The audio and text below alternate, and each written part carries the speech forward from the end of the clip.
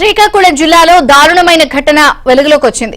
ఓ వ్యక్తి ఆర్మీ శిక్షణ పేరుతో నిరుద్యోగిని చిత్రహింసలకు గురి చేస్తున్న వీడియో సోషల్ మీడియాలో వైరల్ గా మారింది. రిటైర్డ్ ఆర్మీ అధికారిని అంటూ రమణ అనే వ్యక్తి ఇండియన్ ఆర్మీ కాలింగ్ అనే సంస్థ పేరుతో నిరుద్యోగుల నుంచి లక్షల రూపాయలు వసూలు చేశాడు. అక్కడితో ఆగకుండా శిక్షణ పేరుతో నిరుద్యోగులను చిత్రహింసలకు గురి చేస్తున్నాడు. మరి ఎవరు తీసుకెళ్ళి రోడ్ ఎక్కించేస్తా నీకు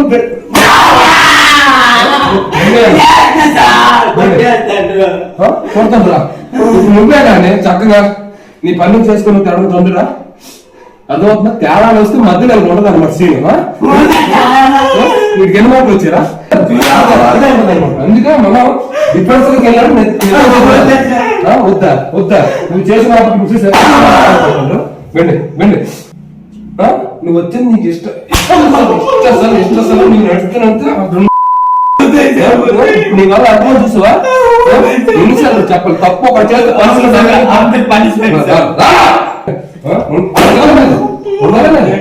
ఉండాలా లేదా? ఏదైనా బుద్ధి ఏదైనా బుద్ధి ఏంటండి? బుద్ధి బుద్ధి ఏంటండి? ఆ బుద్ధి ఏంటని చెప్పి ఆ బుద్ధి ఏంటండి? మీ దగ్గర ఉన్నప్పుడు పోలీస్ చెప్పాల్సిన పరిస్థితి తీసుకో. ఎక్క వస్తే చెప్పాలి అక్కడ చెప్పనప్పుడు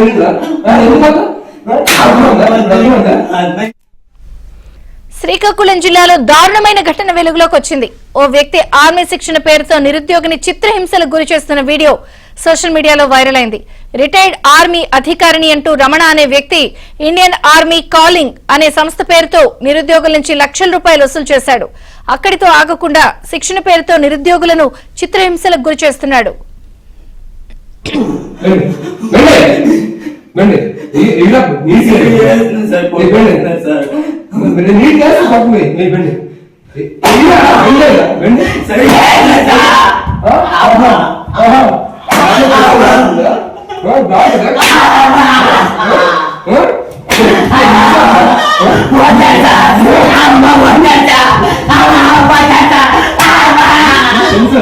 చెప్పండి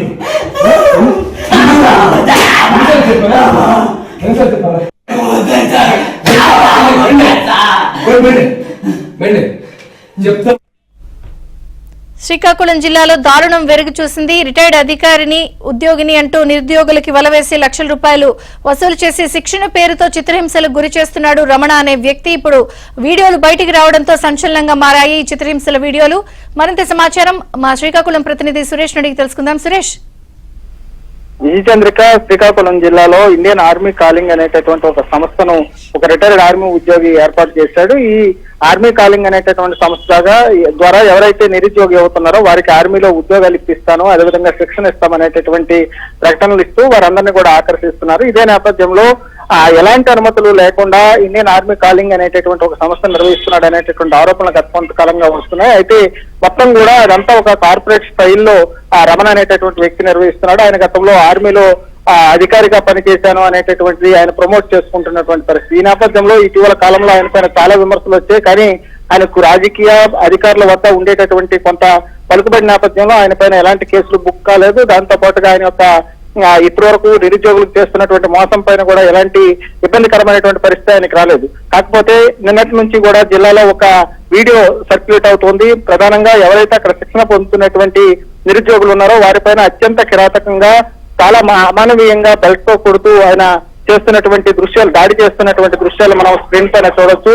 చాలా విచక్షణ రహితంగా అక్కడ శిక్షణ పొందుతున్నటువంటి అభ్యర్థులు కొడుతున్నాడు. ఇదే నేపథ్యంలో ఉద్యోగాలు రాలేదని అడిగినా కూడా వారిపైన కూడా ఇదే రకమైనటువంటి దాడులకు పాల్పడుతున్నాడు అనేటటువంటి ఆరోపణలు వినిపిస్తున్నాయి.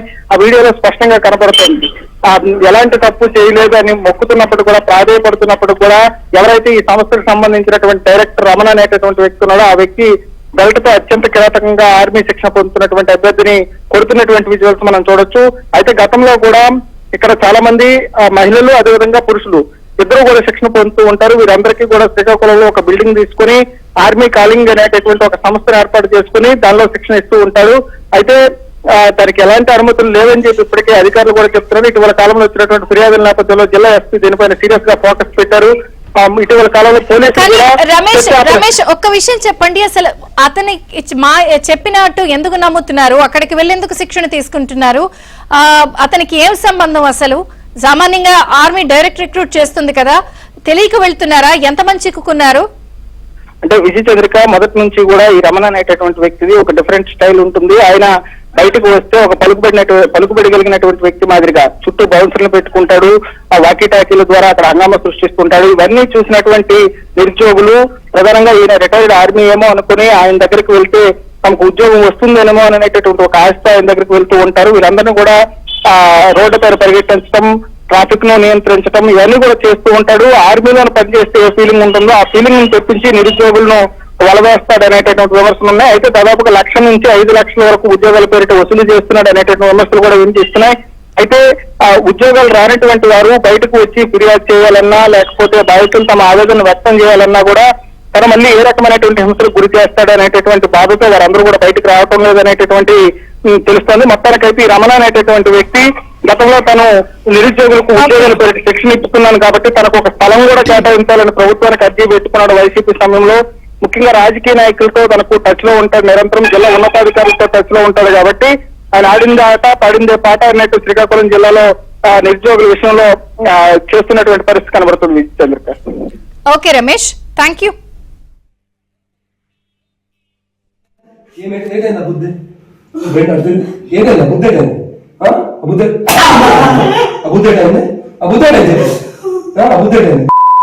ఉన్నప్పుడు పోలీస్ చెప్పాల్సిన పరిస్థితి తీసుకో.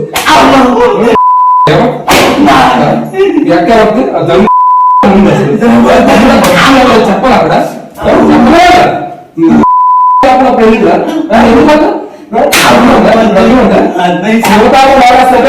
తెలీదు నా ఉద్యోగం సైతం ఎందుకు నీకు